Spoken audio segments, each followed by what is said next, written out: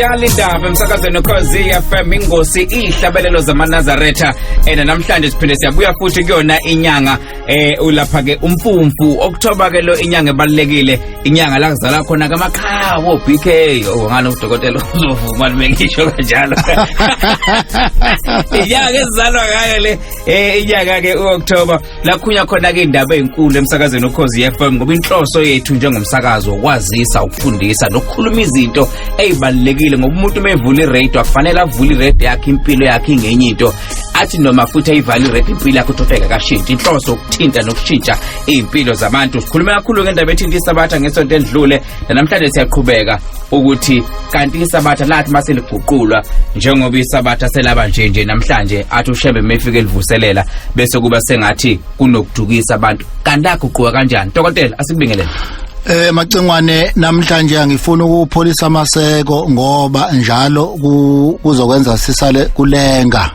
angithi kuguqulwa kweSabatha ke sikubheka kuphela ngeTestamenteni Elisha ngoba kwenzeka ngeTestamenteni elidala yebo usuku ke loqala lweviki lusho izikhathi eziningi eTestamenteni Elisha empeleni ulushiwo kasiphohlongo asiqale ukuthi ke uJesu wahlangana nini okokuqala nabafundi bakhe emva kokuvuka kwakhe sifuna ukuqondisa into ethi iluphi usuku ngempela okuwusuku lweSabatha iluphi usuku uqala leviki ngoba ibe khona impikiswano ukuthi usuku loqala leviki lokho abathi isonto bese bethi ufuna ngabe kubizwa ngeSabatha bese ukuthi umgqibelo kube olunye nje lweinsuku eziphakathi evikini sizothi ke ngalolo suku uma sifunda uJohn 20 verse 19 uJesu wahlangana nini okokuqala nabafundi bakhe hamba ufuna uJohn 20 verse 19 njengoba sengishilo ngalolo suku kusihlwa lokuqala lwesonto iminyango ivuliwe lapha abafundi bakhe behlangene khona iminyango yayivaliwe uJesu wafika wamaphakathi kwabo wathi kubo ukuthula akubekini ukuthula makubekeni kuthiwa kwakuwusuku lokuqala leviki isonto ngakho kumbuzo ngaba ukuthi ke kungani abafundi bonke babe lapho iminyango ivaliwe na ithi iBhayibheli lami ngokwesaba abaJuda ileso sizathu ezokuthi bavale iminyango babe saba abaJuda ngakho ke abafundi ke babe nawo indawo kwakwenza njani babe sendaweni yinye asambe ke siyofunda imisebenzi 1 verse 13 ithi iBhayibheli sebengenile bakhuphukele egumbini eliphezulu lapho bekuhlezi uPetro uNojakobe uJohane uAndreas uPhilip Thomas uPartolome uMateyu noJakobe uAlifeu uSimoni noZilothe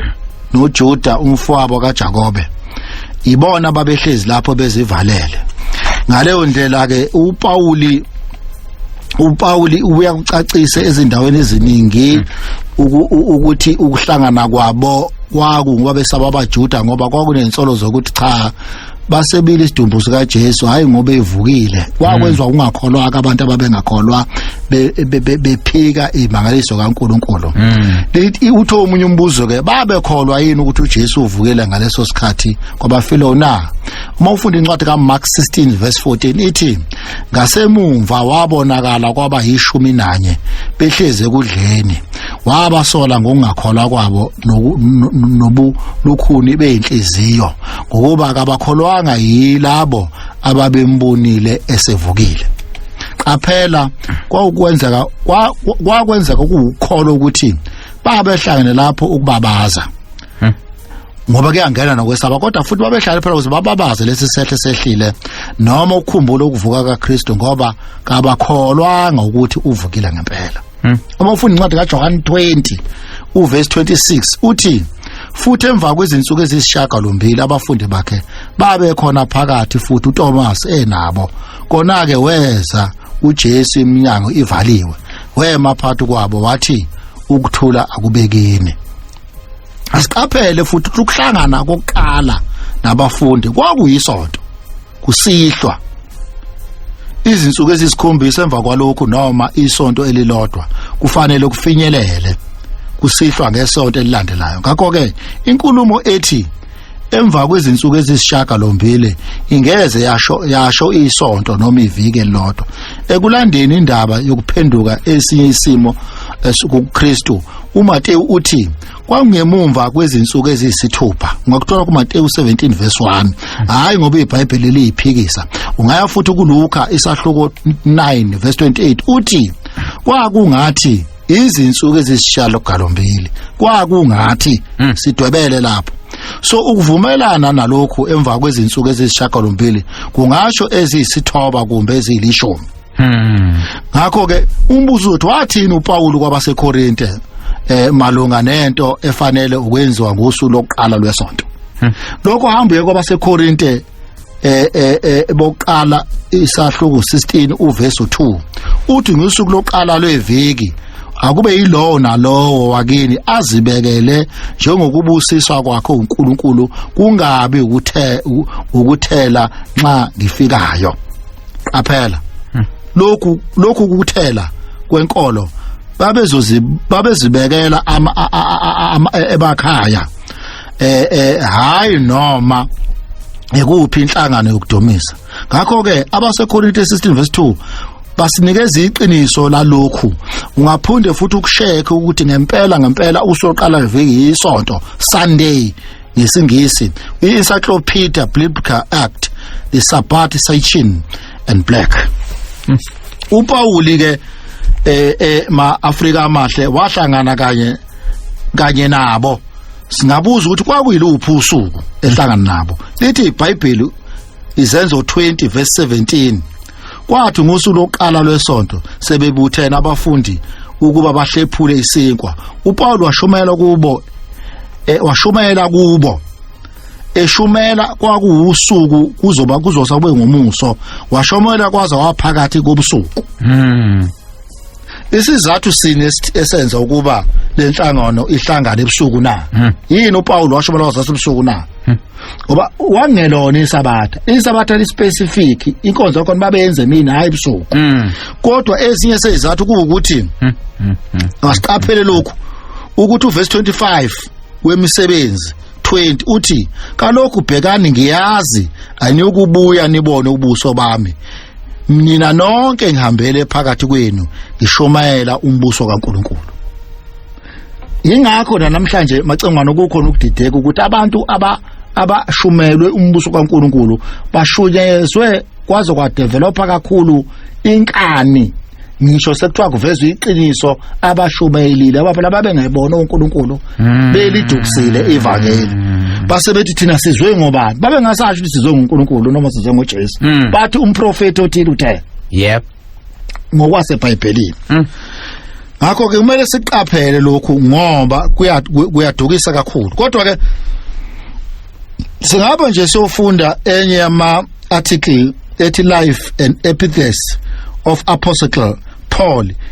upage 520. Sifunde enye bhalo ukhona Beer no Housin abakhuluma ngemisebenzi abachaza kahle ukuthi iSabatha luwusuku lesikhombisa okuthiwa umgqibelo ensukwini zanamhlanje. Ebese uthi okuyona Sabatha isonto usuku lenkosi uJesu avuka ngalo, angazange akhipheke uJesu instruction ukuthi akokhonzwa ngalo. Ngakho lokhu ke sikuthola ezincwadini eziningi. Ngakho sigijimeke siyobheka enye ama article okuthiwa Astrology and Religion, ipaper 161 upage 161 ebhalwe uFrans Camonti, isifundisi esikhulu saseBelgium lesi sasidume kakhulu ngoba saselandela kakhulu. Sithi ke sigcizelela ukuthi ubukhulu obunikezwe usuku lwabalushintsha okusuku lelanga abathi dies solis banikezwe usuku lwangesonto Sunday ukuba libo usuku lokuphumula olungcwele. kodwa lingabekiwe uNkulunkulu. Ungafunda upage 163 we-astrology and religion ebhalwe yena uFrans Camont ukuthi ke lento yenzeka kanjani, futhi kungasilekelela ema-Afrika amahle ukuba iSabatha liyagcinwa yini ebandleni lokuqala lamaKristu, lagcinwa yini iSabatha ebandleni lokuqala lamaKristu na? Qaphela iSabatha lagcinwa ngokwenkonzo ebandleni lasempumalanga iminyaka engamakhulu amathathu noma engaphezulu emva kokukhothama kaKristu. Ungahamba ufunda enye iEpiscopal Church page 77 article ebhalwe ethi Land Treatise on the Sabbath ebhalwe uProfessor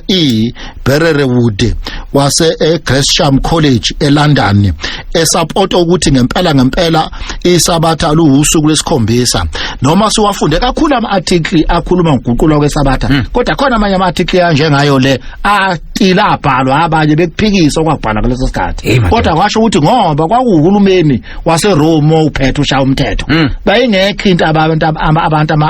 abebengayeza ngoba kwakumthetho ukuthi uzophumula lo usuku lona usuku lolu ozobelo. Namhlanje kunabantu abasenza amadili abo, kunabantu abasenza imishado, bahlabe inkomo, babasa umlilo, babuse ngamaSabatha. Ngisho usubatshela ukuthi akulona usuku kaNkulunkulu, athi phela umuntu inkolo yami, mina yami inkolo ithi iSabatha mina ngalephula. Ngeke angikhonzi mina kwaShembe, ngakho ngeke ngikholwe into esho Shembe, kanti akazi ukuthi usephikisa uNkulunkulu uqobo, usewumphika uKristu. Sisuke singasho lutho ke, siyabuka nje bese siyithulela. Singagijima siyofunda enye ama-article ethi Ancient History Exemplified ebhalwe uLehman Coleman uchapter 28 usection 2, uthi kwaze kwafinyelela phansi emakhulwini eminyaka ewu400 gcina iSabatha lamaJuda kwaqhubeka njalo ebandleni lobuKristu, ngoba amaKristu ayeluthanda ukuhambisa umthetho ayesembhalweni esitazweni edala njengokulandiswa kwaKristu ebeyala kanjalo. So ke yenza kanjani inguquko usuke egcineni kweSabatha kuyegcineni kwesonto na? Yizo lezathi zonke esengiyibalile ngenhla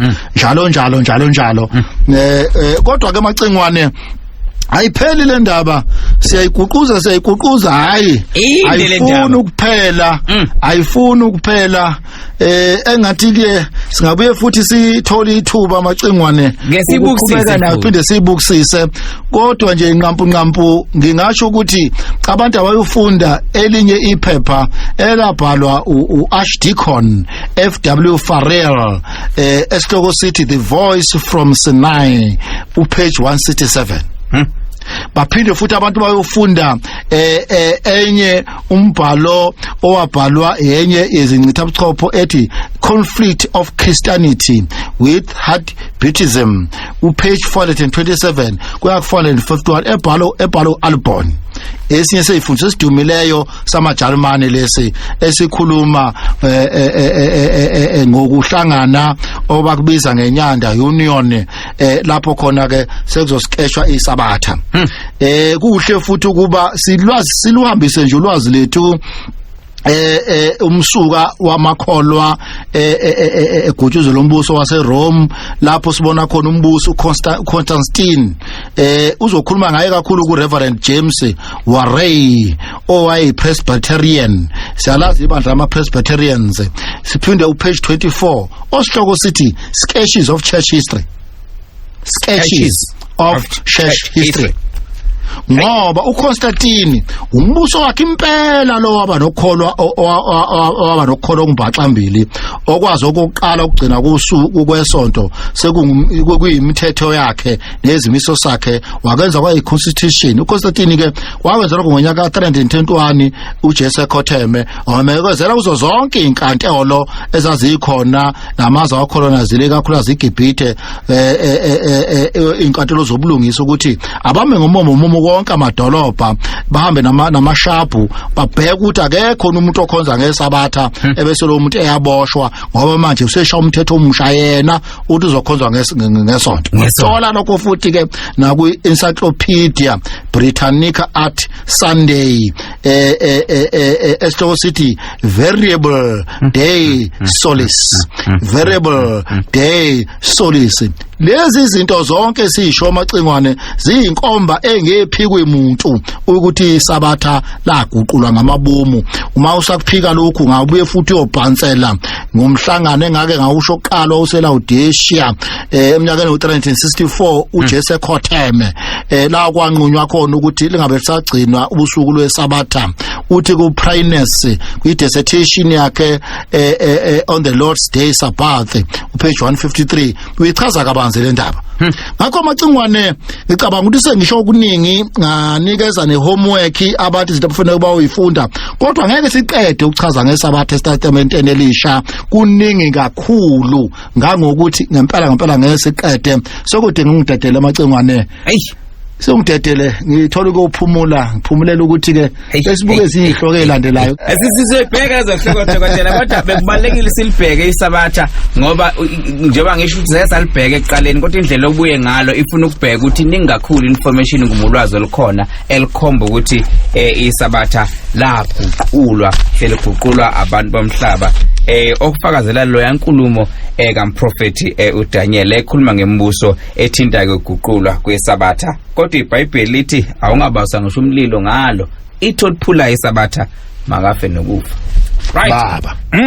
kodwa dokotela mana ke sakhuluma nje ngeBhayibheli ngiyazi sikhuluma kakhulu sabheka Elisha sabheka elidala kuthiwa kuneBhayibheli Elisha elikhona ngathi lihumushwe kabusha kumbe lizobe kumbe libhalwe ngesiZulu ungafuna ukusibeka nje sithombeni kancane ngoba ngiyazi ukuthi indaba kwayikhuluma le esikhathini esingesidala kangako ethinta iBhayibheli Elisha cingwane naku songibamba ngebhantshi sengiphuma baba ngomoya wami uphezulu kakhulu kodwa ke kulombuzo ubuzayo sengiphuma cha umuntu akasho ukuthi iqiniso ukuthi ke kuzokwethulwa isihumusho esisha seBhayibheli iBhayibheli lakithi izobe libhalwe ngolimi kaPhunga noMageba lolu la ngempela ulimi uthe ukuthi ukufaka izisho nezakha nakho konke okukhombisa ukuthi ke sikubonga kakhulu sikujabulela ukuthi ke sesiphucuke saze safika lapha ngokuthuthuka kwethu ngokweBhayibheli sibonga ababamba iqhaza ekuthenini ke basenze lesi sihumusho isihumusho nje mina ngisiphethe sika 1959 okwathi ngo1977 kwaba ne first edition yalapha eMzansi yabuye yaresethwa ngo2011 kwathi ngo2018 yaba ne 10th impression njengokulandisa kwequotation rights amalungelo ayinikwe iBhayibheli Society ukuba ama-authors apublishe ke leli engikhuluma ngalo kwakufanele lithathe amavesi awu500 aseBhayibhelini nenkolo namanye ama-publications ukuze likhiqizwe leli lika 1977 okwakufanele ukuthi u50% wakhona umsebenzi wakhona ube wona ulokhu ngayo umunye ungathintwa kodwa mhlawumbe dokotela ngifuna ukubheka ukuthi ke leBhayibheli Elisha iziphi mhlawumbe inguquko abantu abangayibheka ngize kuvela indaba uTheme esikhuluma wathi kunendaba ethinta lapha ke igama lethi Jehova ngathi ngeke kusaba khona kulesi humusho iBhayibheli Elisha lizobe libiza incwadi mhlawumbe ngendlela ethe ukwehluka njengokuthi uGenesis uzoba yiGenesis futhi eBhayibhelini leli esizothola manje awuzukuthola igama elithi uNkulunkulu noma elithi uJehova kodwa kuzovela elithi uSimakade ngeke ngakhuluma kuwo lo msakazo ukuthi kunomehluko phakathi kaNkulunkulu noJehova okay mhlambe dokotela sigoqo ukuthi ke ungathini nje kubantu othothi phela banali iBhayibheli siyazi balisebenzisa sebengalahla basekhona lelezulu ngingasho nje ukuthi kuma Afrika nalaba abasizwe kaMthaniye kaPhunga noMageba abenguni bakalahla iBhayibheli lele kade siliphatha ngoba liyobanika ithuba lokuthi bawazi ukuqhathanisa osekubhalwe kabusha ukuthi ke kuhluka kuphi noma kuhlangana kuphi kulele kubangalo bangalilahle ngempela balibambeke ikhali zamantungwa yabonga amacingwane hayi dokotela uqedile dokotela uqibile asibonga kakhulu udokotela lo odume ngeBhayibheli udokotela lo odume ngokucwaninga imbhalo awu madoda idange lakanodange madoda udume ngombhalo lapha ke eBhayibhelini kuLuka 24 verse 45 khona wabe esevula ingqondo yabo ukuze baqonde imbhalo ngithemba ukuthi kuningi kakhulu ke abantu abakucoshile ngasemakhaya kanti ke uma ke sesivala mhlamba sisho ke nje indaba enkulu ukuthi ngesonto elizayo elandelayo sifuna ukubhekisisa ke umthandazo wokuvuka sizwe ukuthi umprofeti ke omkhulu umqali wendlela wathini ngomhlabathi wathini lapha ke ngezolimo mesifuna ukukhuluma indaba yokuthi ke impilo isuka emhlabathini lalelisisa uzwe ucwaninga ngembhalo siqhatha ihlabelelo siqhatha neBhayibheli neminye embhalo ebhalwe ke ingqalabutho mesikhuluma ke ngeAfrika abantu abakwazi ukwenza izinto zenzeka abantu ngempela abavelela ngamagalelo abo nangenkulumo abazisho ezayikhuluma ngesimo sesibhekene naso njengeAfrika kanti siyazi ke ukuthi lengosi ingiyabantu akuyona eyethu siyathanda ke futhi ngesonto elizayo ukuthi ke zinikeze abantu ithuba ke bephawulele ke ngayo ke lengosi sibeze bekhuluma bebuza nemibuzo bebuza kuyena ke uDr Ngogi Mahaye njengoba phela kungaqali bake baphawula nangeso kwempela nesikhathini esingaphambilini bephawula ngayo ke ingosi makuthi abalelanga ubezwe beyikhulumela bekhuluma ngengosi ukuthi kungakanani abakucoshayo ingosi ihlabelelo zamaNazaretha. Umfoka Shomela lokhulumayo siyambonga guqabadela omhle siyabonga kakhulu ungoti wethu baMahaye ngendlela ibeka ngayo sikhathele imibuzo lokuthi ushembu ubani bonke abantu bayazi ukuthi ushembu ubani angibingelele weBK lapho kokhosini uphila nemthembulo la emanguza hayi cha mina uPaula kukaSolwazi selona iqala nje ngiyalalela njalo nje ayikuningi sengukufundile nengokuzuzayo sengazi ukuthi ungaqhubeka njalo weBK imfundiso zakhe ngempela ngoba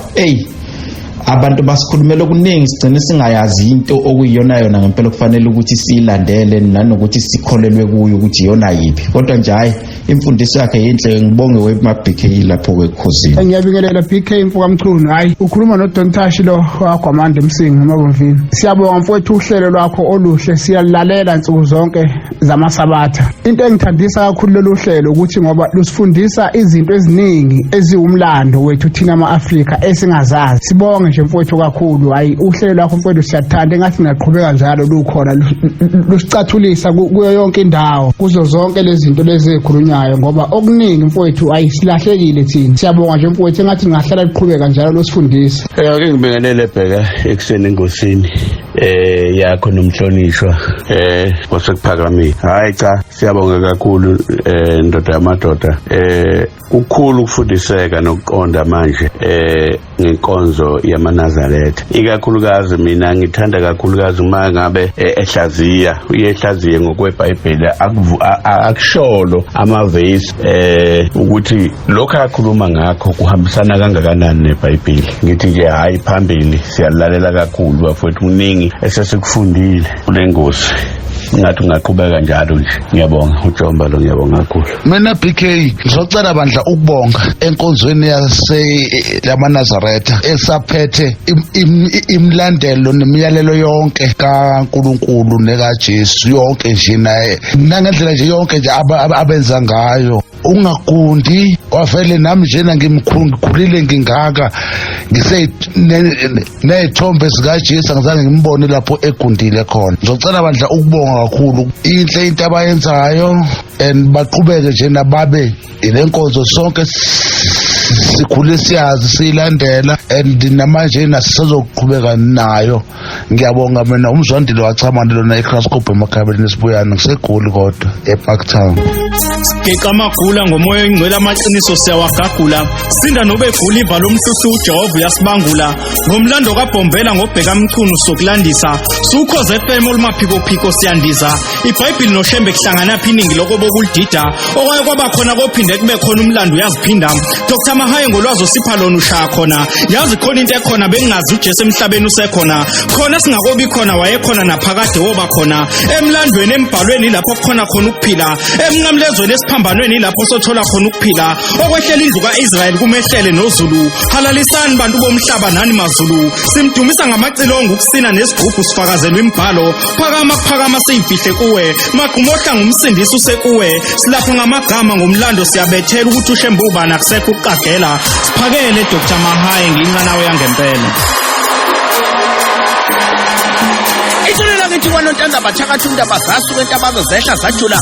Kahlele emthandeni emzini omakhosikela sedlozini kwathi amadoda benemvungafungasela athola inyawo eyomangale enkantolo kwamaphumulo emangalela uShembu sayitshela uthatha imgaxo phambanisa nanikhali bambuza bathi Shembu lithatha aphi leli ivangelo lishumalayo wathatha incwadi yeTestameni wayivula wamnika wayibheka amaqede wafuma wathi indaba zimnandi sekuphakameni ubombela isitimela samapondo inkudlana egudla indaba ngezomkhambathi kebhumbana phansi kwelasemzumbe waqhuma iphethi kwamila iziba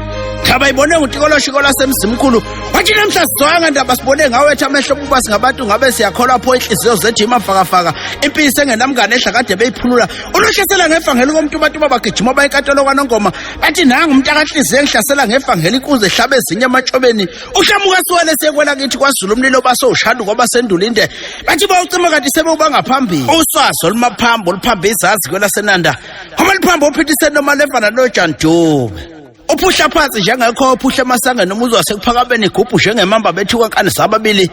bayezoJandube uMfokangcobo benoShemstini umfana omlungu bathi mabefika bathi alihambe leli ivangeli ephuleni komhlaba lifike lakhe izikole namakolishi sibe ngomnyama bekuzakusa usihlange esigudlane neza abafundisi imfungama esinothi kwasamazama ehlalo sothi yahlino leli uMfokangcobo obekade ihlomisa usejame ngomkhonto emqokolweni umahlomba igugubala obambe intaba embili inanda nengqoqo besihlahla somdlebe singahlala nyoni sihlala ngezezulu phela phambo sangiminya ukuba singiminyanga ngabe ngonhliziyo nomayekisa inkosi yensiza wela ngelibanzi kwakabhasi izulu laphendula kwasamazama bekwatshangase babukela baseThafamasi bathi kukhulu kuyezwa kwanamhla kwedlulo kwasendulo hlahla sothathawe simile ngaphakathi ekuphakameni umuke wasithinta siyakhwilela sibambe ugobile umfokasika Tshanoma emabonke abasendiya abangenkantolo emhloti umabhungane ofika wasungesa inkantolo wafungasela wathi asazi imfokamsika Tshano uthinta esomqokolo mina esothathawe sangibambile unyoka zehle emthini zakhwela ngemlenze yamadoda kwasokhulu ushone ngesikhala seyintaba embili kwelasongo umfasimana nohu izulu laphendula wabatshela uJoseph obesala ngumaJozi mehlo kwahlangana ihuka likaMahilela uphumela ngasikothe nabalothale bahangula uzandla inemsebe njengelanga osemakhosi osezulu nomhlaba